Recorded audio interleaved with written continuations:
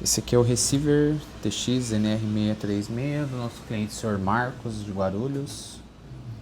Receiver que não tinha som, veio com problemas nos canais aqui de áudio, nas saídas, tá? Aqui mostrando um pouquinho da parte interna, transformador, placa do display, transistores, um labirinto aqui dentro desses aparelhos, né?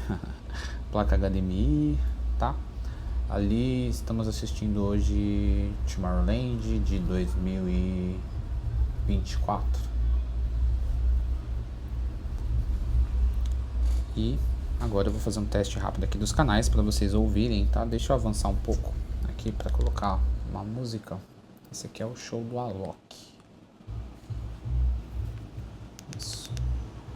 Agora eu vou colocar aqui para vocês ouvirem, fazer um teste. Primeiro o canal central.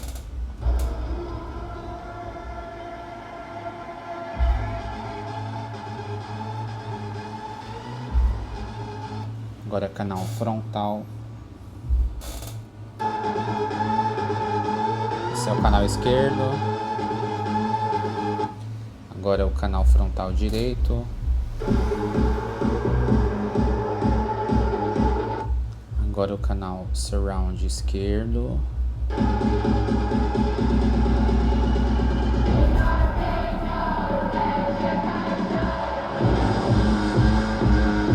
Agora o canal surround direito. O back ou right, né? Pode usar o esquerdo. E o direito. Ele também tem a zona 2, não estão ligados aqui, né? Mas você pode usar um segundo ambiente, tá?